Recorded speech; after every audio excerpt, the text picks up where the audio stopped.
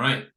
Hey, everybody, welcome back to Boom Windsurfing. It's Paul here from Boom, and today I am joined by the other half of Boom Windsurfing, which is Nick.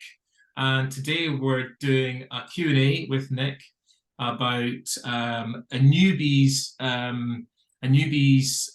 first time competing in a proper wave competition. So I'm sure there's a lot of people out there that would benefit from understanding the process you go through beforehand, during, and after a wave event. And Nick's just been through that at the Tiree Wave Classic. For those of you that don't know, the Tiree Wave Classic is the longest running wave competition in the world. And it takes place every year at the beginning of October on the west coast of Scotland, in the Hebrides Islands in the west coast of Scotland. Sometimes it get great conditions, other times it can be a bit iffy, I guess, like any competition. But it is the longest standing wave competition in the world, and next year is the 40th anniversary. So this year, 2023, Nick decided to do the competition. And so Nick, let's just get straight into it. So let's just talk about the prep. First of all, first thing I'm interested in, and a few people have asked questions here, I've got some questions that others have fired at me about this. If the competition was in October, the beginning of October this year, when did you decide you were going to do the competition?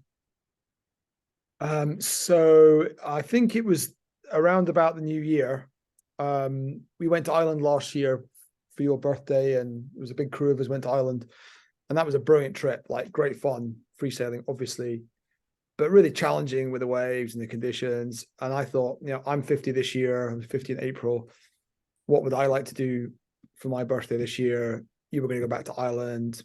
I loved it, but I was thinking I really want to challenge myself. So not far into the new year, I just thought, it's time to go to Tiree, it's time to enter the contest, push myself out my comfort zone a little bit, and give that a go. So that's what I did. So if we work that back, you're saying that around about New Year, beginning of this year, effectively, you're right. Okay, I'm going to do this. Whenever the competition opens, I'm going to get an entry in, and I'm going to go for it. So if I take you back to January time. Now, I guess the backdrop here as well is, like a lot of places around the world, certainly in the Northern Hemisphere, this year has been pretty difficult for wind. We have experienced some really tricky wind conditions. So I take you back to January time. Were you thinking at that point, okay, I'm going to be doing the Tiree Wave Classic in October. Every time I go out counts in terms of my preparation for the Wave Classic? Or give us some insight into your thinking about that. Yeah, so no specific training plan, but I think once you enter a contest and think, right, I've got that goal, like any event or challenge, you then go, oh, right, okay, now I've got a reason to go. All those little excuses that sometimes get in the way, they kind of move aside because you're like, no, I'm going to go and get that sail, that 1 hour there, that half hour, that little longer journey to get a sail. So that was the main difference, I think, rather than any specific moves or practice. It was more just get the sailing time in and focus on making sure I'm happy with my kit, happy with my gear. And so that I'm on it, really, because the challenge wasn't for me, like winning it or doing incredibly well against other people. It was more challenging myself to do a good job of competing and just see where I'm at, really. My only challenge to you on that is, and I obviously know you very well, you are extremely competitive. So I'm not sure if I actually believe you about that. Yeah, well, I am competitive, but I knew what I needed to do to some extent. But until you're there and you do it, you don't, having done it now, I'm completely different of a different view of what I need to do for next year. But there again, my goalposts, my challenges have moved straight away after doing it once for this year. Sorry, let's cover that in a second, Dave. So just going back to your prep, you said that you were getting time on the water. If I just play back to you, getting time in the water, which makes total sense. Every opportunity is going to count towards your sailing for the event, so that makes total sense. And you said you weren't specifically concentrating on one thing or the other, but just getting time in the water. Do you think that when you were out sailing, you were practicing maybe just a bit more wave riding than you would otherwise have done, or just trying to extract something out of a small wave because you know that in a competition that would count?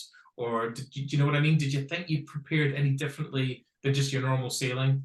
Yeah, a little bit, a little bit. I mean, that, as I said, it's going to change this year, but I was definitely thinking about that at the time.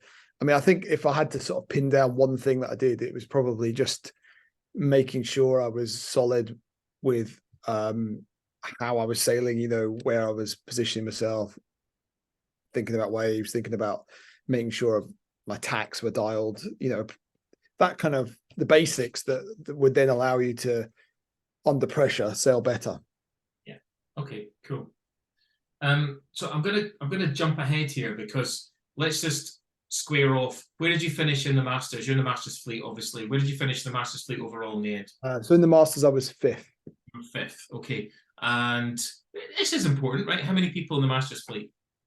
I think there was 16 entrants. I think 2 didn't turn up for various reasons, but yeah, 16 original entries. Okay.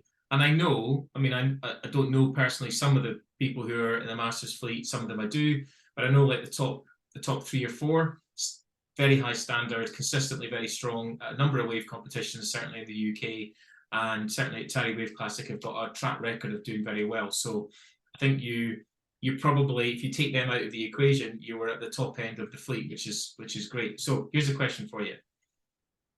You just alluded to it. Now you've done the event.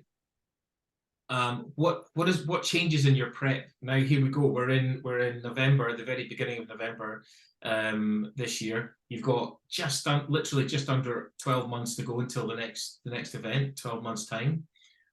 Tell me how does your prep change? What's going to change? What's different? Well, it was obvious when I did the contest. There was a few things I did really well that I was happy with. So although I haven't competed in recent years, I mean, it was more than 25 years since I competed. It all came back to me that, you know, when you're in a timed event, when there's heat timings, there's a specific area to compete in. That side of things, that came back to me fairly well. You know, I kind of got that bit, but I think it became obvious that the top guys were, they were looping in competition, which I wasn't ready to do yet. And they were also, their wave riding was another level up. So it was very obvious to me that I need to work much more proactively in that area, because the scoring is, if anything, wave riding is always going to be more. And the reason for that is sometimes a heat will count 2 waves, 2 jumps, perhaps. But quite often it will count 1 jump, 2 waves, or just 2 waves. So overall, and averaging it out, waves are always more important than jumping. So for me, I've identified that my wave riding is the most important factor. The other thing I'd like to tick off is to be able to do loops well enough to, you know, pull out 2 out of 3, 3 out of 5, that I'm going to be confident doing them in a contest. Because if you just crash, you don't get any points. 0 points. You have to be able to sail away from any maneuver. I was going to say that. So it's the great going for a forward, for example, but you've got to sail away from it. It's got to be, you got to be not necessarily bone dry, but it's got to be, you got to sail away from it. Yeah, in the they score it a little bit differently. So in the Masters, in the pros, you don't have to be completely dry, but you've got to, you know, it's got to be pretty seamless. You're sailing away from a maneuver. But in the Masters and the amateurs, if you're wet but your sail's still flying, for example, when you land a loop, they'll count that. If that makes sense. So as long as you keep your sail flying and you're still in control and back up pretty quick, then it'll count. But you've got to be able to do that. And there's in my first heat. It was very. There's a guy in front of me from Ireland, and he was sailing, and he sailed out and he fired out in front of me, and I was watching him just the first few minutes of my heat, and he went for a loop, which was, you know, impressive, but he just crashed, and I was like, yeah, I'm not going to do that. It kind of reminded me there's no point in going for something you're probably not going to pull off, because all you're doing is you're wasting time and energy when you could be getting a wave score, getting a jump you can do, etc. So it's all about managing your effort. let's come to that in a sec then about the second part of the conversation about the middle bit, which is the being in the event. Okay, so quick recap. Good learnings from this year. Forwards in both tacks, sailing away from them. I guess it becomes it's like a non-negotiable. It doesn't matter what the situation. It's a big wave, it's a medium wave, it's a small wave, it's white water. I can go for a forward, and here's me doing my moves, and you can land it. And then the other thing he said as well was really dialing the wave sailing. And I guess having watched a lot, I was working here in my office in the house, watching a lot of the live stream on my iPad at the side, and I was working away. That came from Tiree, which was excellent, I must say. And you could see some people were doing great wave rides on a wave, and then they would try something on the inside, and they would end it in a real mess. They would trash it at the end. And Willie, who was doing this commentary, kept saying, if only that person had just kept that clean and tidy to the end, even if that meant they were pretty much, running into really shallow water and then jumping off, because that doesn't matter, and then, turning around and going back out, all good. But because they had gone down in the last bit of wave, it kind of depleted maybe from the score they could have got. And I think that was really interesting. So yeah, you're going to maximize your wave sailing, and you're going to nail your forwards. Okay, that's cool. So yeah, now we go into the actual competition. So so you just talked there about management and about managing the sailing. Is it fair to say that you were are you sailing within yourself? Does that make sense? Are you sort of sailing within yourself? Are you trying to manage? Yes, that's what I was trying to do, and I succeeded in some extent. I mean, the first day it was cross on, and it was obvious that, especially on the inside, there was a big sideshore drift. So if you messed around and fell in too early, or didn't get going, you just straight down the beach. And they had a big competition area, but it'd be hard for the judges to see what you're up to once you're a few hundred meters downwind. And also then you're also trying to get back upwind, trying to be in a decent position for the rest of the heat. And it was 8-minute heat, and that way you would struggle. So I think that's a good example of, you need to look at the conditions, look at what other people are doing, and go, well, no, I need to stay upwind, because until I've caught my waves and done my jumps, there's no point in firing off downwind not to be able to get back and to be able to complete your scorecard. So I was quite conservative, and then with a view to doing something more radical near the end of the heat that obviously would possibly increase my score, or be a better wave score, a better jump.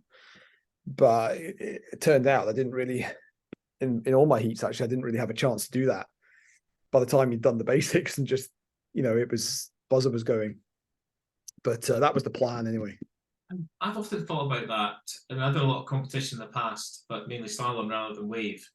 And I've often thought about watching, PWA, IWT events, and where the judges are positioned, and technically where that sailing area is. Clearly, I've always thought, well, you want to be right in their grill, right? You want to be where they can see you. That makes total common sense. So are you saying there then that it would have been very easy if you flew off downwind and not stayed upwind, that you would have been out of their window of vision, and therefore you could suffer from scoring? They're very good. The judges are very good, and would probably not miss very much, but it'd be more likely they'd miss it if you were downwind. But I think it's also you're as soon as you know what it's like, if you're downwind, if you're trying to get upwind, if you're trying to get in a better position, you're already compromising your ability to catch a wave, do a jump. It's just you're on the back foot. And I could see that happening in the heats that I watched before we went on. The amateurs were on, and you could see that happening. And the guys who controlled themselves and kept upwind had more opportunities to score. And that was a good decision of mine, because it worked well and got me through to where I was. And so give us one of the windy days, I think, that started, and then there was a couple of days of no wind, and then whatever day it was, Wednesday, I think maybe it got really windy. So take yourself back there. Take us through that day. Then you're staying at the campsite, Willie's campsite, in the middle of the island. You're staying. You leave in your van. What are you having for breakfast? You're missing your normally have. I think I had porridge, fruit, usual stuff, a cup of tea or two. but we weren't on the first. Actually, interestingly, if you're on the first, they tell you the night before. They say, "Oh, the Masters fleet's on, or the amateur fleet's on." They'll tell you who's going to be on first, and you could be literally rigging up in the dark if you're on first, you know. But they'll tell you, they warn you. We weren't on first. The amateurs and the ladies were on first, so we knew that our first start was maybe 11 lunchtime at the earliest. So we had time. But you could be like the amateurs or the ladies in that sense. You could be rigging up in the dark and be ready to go at 7:30 in the morning, for example. That's what they had to do. Yeah. Cool. So you get down, let's just say in that case you're not up first. You're going on for 11 o'clock. So what are you doing? How many sails did you rig up at one time? So I rigged up. So I had enough gear so I could rig 2 sails. So I rigged up a 4 and a 4.5, and yeah, basically just to cover myself. I mean, it was fairly obviously 4-meter weather, or less, or windier. But you know, I'm a bigger guy, so I'm comfortable on the 4-meter. So I knew that 4-meter was probably my smallest sail for the day, and in the end, I never touched my 4.5. Never needed to, but it was there rigged with a board. So then you've got a spare sail and a spare board. So it takes time just to rig all that stuff up, actually, and then position the board where you want it, and to get a sail just to check your kit, check your gear, check the conditions. That all takes time, you know. And so you rigged up your kit, you've got everything set, maybe been for a sail, obviously got your wetsuit on. How are you keeping warm? You've got your dry robe on, you keeping That's the other consideration. So if you work out, you can work out with the timings. They actually list the heat order. So you can go, right, 8-minute heat, 2-minute gap in between. So it's 10-minute cycle, 10 heats, you know, 100 minutes. You can work it out when your heat's going to occur. If you go out too early, then you're in your wetsuit and cold, and potentially getting cold by the time you actually sail. So you either time it so you go out for sail and literally get changed and then start again, or what I did was I left getting changed till maybe an hour before, so that I could have a quick sail and then not have too long to wait. I could put my dry robe on, keep warm, have a drink, So it's managing that side of things is really important, because if you're not either ready or physically prepared, that 10 minutes, that 8 minutes goes in a flash, and you could be out, And you were saying to me the other day, so you've got the board that's got the heats on it and everybody's heat, and who's up in the next heat. Did you say to me that every competitor has got to be at that board X minutes before the start? Yeah, so it's different scenarios and different contests. But this contest, they decided the rule was you needed to be at the board for when the red light, which is 2 minutes to the start of the heat and the end of the previous heat. So when the red light goes 2 minutes, indicating 2 minutes till your heat starts, you had to be at the board. Yeah. So you had to identify yourself to the commissioner to say, yeah, I'm here, ready to sail. I've got my rash vest on, the correct color, I told you on the board. Yeah. And then he would go, right, you can go now. And 2 minutes isn't long to get your gear, get on the water, be ready to, even if you're planning to be sailing exactly on the green light, 2 minutes is not long from that point. So you had to be on it. You had to have your gear in the right place. That was fairly obvious. I don't think everybody did that. And you refer to the commissioner there. I'm sure, I don't actually know Nigel Tracy, but that's who you're referring to. I'm sure you'll love that and be called the commissioner. But I think he will love that. So, from what I know, the master of I don't know, orchestrator of everything. Yeah, the master of events. Yeah, good. So that makes a lot of sense. Cool. Okay. So we covered your prep and the sort of year or so leading up to that, just under a year. Covered your learnings and how you think you're going to prepare differently. Covered the event itself and competing. Here's one for you. So now, some of us like a drink after windsurfing, especially if you're away with friends and things like that. You were staying in a campsite. Did you socialize much, or did you keep it very much low key? No, it was cool. I mean, we probably went to the pub every other night, because then you get a hot meal and it's easier, and depending on who was driving, you might have 1 or 2 beers. And at the campsite, similar, but it was social, but it was never like big session. Right. I think a couple of beers was typical, which was good because then you weren't really too compromised in the morning. Most people at the campsite were competing. Yeah. And that's what they were there for. They wanted to. They didn't mind having a beer, the social, but the focus was the excitement was the windsurfing and the competition. And are you apprehensive about next year because I'm going and we're going to have some parties? No, I'll be completely focused, even more focused. So yeah, I'm going to stay at the campsite again because that worked well. I think if you're in a house, it might, depending on who you're staying with, it'd be different. But at the campsite, it was a nice sort of mix of social, but you could just focus on the functions to prepare and keep yourself in good nick. Okay, good stuff. And what else? Oh yeah, did you have? This sounds like a basic thing, but you've got to have things like high protein snacks or stuff you can eat quickly when you're at the beach like that because you're there all day. You could be anywhere.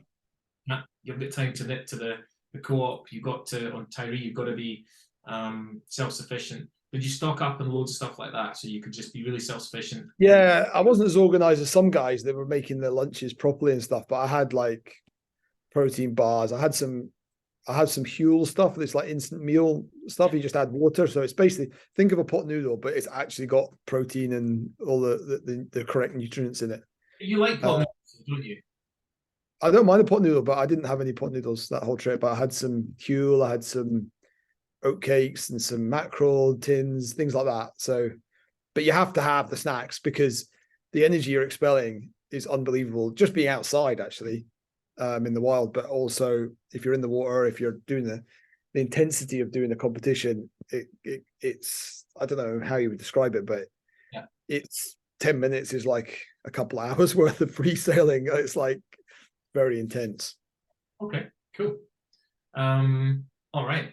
Anything else spring to mind about actually competing itself, doing the competition? In terms of your heat management, you're in the heat. Did you have a watch on up here, or are you just looking at I didn't have a watch. I just had my normal watch. That's something I would get next year, is the proper timing watch, the clear big countdown timer.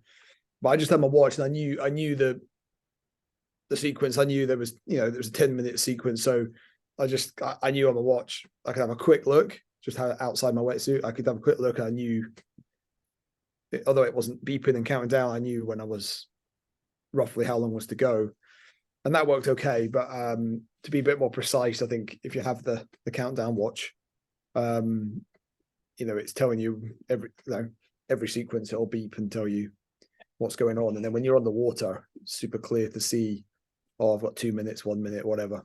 Yeah. I see most people have got the big sort of quite large face on them and wear them up here on their arms so that you can easily see down, which makes a lot of sense. Yes. I plan to get one of those. I'm not planning spending an awful lot of money on one because I don't think there's I think they're about £60, £50-60, but I think you can get other ones, but there's one that's everyone has and it's very reliable and it does the job. I think they're about that much. I think they're similar for sailing. It's probably the same for sailing and windsurfing and things like that. But yeah, something that's going to go on the Christmas list. Nice. Okay. So next year, 40th anniversary year, big year for the Tiree Wave Classic. This is incredible in terms of how long-standing this event is, longest standing wave sailing event in the world. And it's very exciting. I think a lot of people are going to make the effort to go and just participate and have fun and be part of it. And I mean, me for one as well. I'm going to compete and I'm going to go for it as well. I'm also going to really enjoy myself. I'm going to make sure that I have a lot of fun and enjoy it because I'm looking forward to the experience. So you touched on it earlier. You said when I said to you, you're going to have some partying. You said no, you're going to stay laser focused. So what is your goal for next year? No, my goal is just I think I was pleased with what I did this year from being on it with the competition wise. So I want to do the same again, but be more prepared physically and sailing wise. tweaking my kit a little bit, but not too much. But you need to be super familiar with your kit, and you need to have kit that's going to work in a massive variety of conditions. That's another, another thing. I watched some guys go out, and it was distinctly in the double elimination. It was distinctly like difficult. It was marginal onshore, really tricky conditions. A bit up and down the wind, and the guys, if your gear is too small and doesn't handle marginal conditions, you're in trouble. You just don't have a chance. But the way that the competition works is that if somebody can compete, if they get the right gear on, then it's on. So you don't want to be that guy who can't compete because they haven't got the right gear. So that's a top tip of mine, is make sure you've got gear for all conditions. Okay.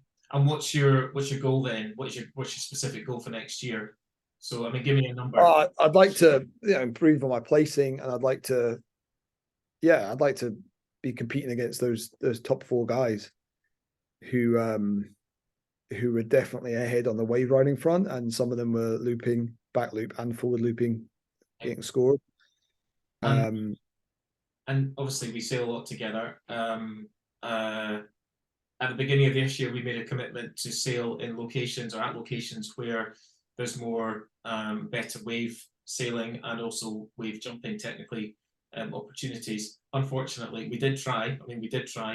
Unfortunately, again, because of the wind, we had real difficulty scoring. Is that your plan again? Now we're going into this year into next. Is that the same? Definitely. Well, Troon's good because it's not super, swell wise, but when the conditions are good, you can wave ride, and the jumping's good, so that's a good location for it. Gullen less so. As you know, it's a challenging place to sail from a jumping, and wave riding is rare there. But Northumberland would, is not too far for many of us on the East Coast side, so that's definitely a place where we're going to score waves. We just have to be on it with knowing where to go in a good forecast. So that's definitely a target of mine, to sail there. All right. And travel, we need to. If we're free and there's a good forecast somewhere, let's go. Let's try and get some experience. Yeah. It's okay for you because you're semi-retired, but the rest of us have to work, so it's a bit more difficult for you. I'm not. But yeah, no, I mean, I'm self-employed, so I have some flexibility in my work. But at the same time, a lot of my sails this year were just getting an hour here and there, where I was literally happened to be working somewhere near where the wind was, and I could squeeze it in. But it's like anything, you have to kind of adapt the best you can to what you've got available to you. I think it's cool. So is there any questions? Do you have questions from people? Loads of questions. So let me go through some of them. And thanks for that, Nick, because I think hopefully that gives people a bit of an end-to-end view of this year and how you did this year in the event and what you did and how you felt it went and your end result, and then what you're planning and doing for next year. So I think that's a really good overview. So let's go to some of the questions I've got here. Let's go keep these kind of quick fire. I've got first question is from a young chap called Craig Scott. Craig says, does sex the night before the competition improve or deplete performance? You froze completely, believe it or not there. Comedy time. You're going to have to repeat that. The question was, does sex the night before competition improve or deplete performance? I wouldn't know. No experience of that. So if somebody wants to do a study on it, please go ahead, and be interested to know the results. He also asks, do you have to sail Goya gear to win? Oh yes. I don't know. I haven't got all Goya gear, but yeah, it does work well for me. Okay. To a question from someone called Colin Busby. Colin says, did anyone with anthracite, Severn anthracite coloured sails win anything? No. There was no anthracite on the podium, I believe. And he then asks, who do you think would win in the 2024 Tiree Wave Classic 40th anniversary between Nick Jupp, i.e. you, and the Dunny, i.e. me? That's a good question. We're going to find out next year in the contest. Masters. I'm going to ask for us to be kept separate if at all possible. So if we do progress, Other ends of the draw, seeded separately. yeah. Owen calls it the boom smackdown. I like that, the boom smackdown. Yeah, that's really good. Okay, cool. Here's a good question from Paul Kerlath. So did you miss sailing the rest of the time when your heats weren't on? That's a good question. Yeah, a little bit, but I wasn't there. I mean, I think you've got to be in the right psychology. If you're there and you're like, I'm going to miss loads of sailing because of this contest, you're not really in the contest, you know? You've got to be committed to the contest. You've got to be committed to the challenge that you're doing. So I think if you add up how much time you sail, yes, you don't sail as much. However, the quality of and the experience is heightened. Free sailing's fun and everything, but it's not. You have to experience this to know what it means. But it means a lot more. There's pressure. You're in an environment which is out of your comfort zone, but I find it's more rewarding that way. So the answer is yes, you're waiting around, you've got to be ready for your heat, so you might not sail as much. Once your heat's done, you can sail as much as you like, but then if you're competing the next day, you don't want to be tired. You can't suddenly practice and become better in one day, so there's no point in sailing too much. But people did lots of sailing all the same because they enjoy it. But I think in answer to the question is, yes, I probably missed out on a bit of sailing, but the quality of the sailing I had was much higher. Like at Bala Fool on the last day of competing, so I had a heat against Alex Rhodes, which was for the 4th place heat. So he'd come up through the double the day before, and he was against me. And it was the pros had just finished. It was amazing cross off, big waves, big sets, challenging conditions, 4 meter for me. And it was a 12-minute heat, and there was no jumping at this stage. It was just wave rides counted. So I was a bit nervous about going out. I'd gone out and had a little practice sail, and to be honest, it was more like, can I survive this? Don't want to break myself 10 minutes before my heat. So I didn't sail very much. I think I barely caught one wave, quite nervous. Anyway, went out, did the heat, and just focused on just trying to get it done. And it was brilliant. I absolutely loved it. I had an amazing sail. I caught quite a few waves. Alex beat me, but he beat me by quite a way because his waves were really good quality and he really made the most of them. And I couldn't have done much better. It was, but the sail, that 12 minutes of sailing was, very memorable and incredible. Yeah, we've got 2 minutes left. A couple more questions, and this time I need to be really quick with them, right? Okay. Do you need a van to do a competition like that? No, you don't. There's guys with cars. Obviously, if you've got a car, you can't really camp and etc. And you need somewhere to stay. But there was guys staying in the cars who were staying in a pod, sleeping in the pod. But yeah, of course you can do it without a van. But obviously, it's more of a challenge fitting all your gear in.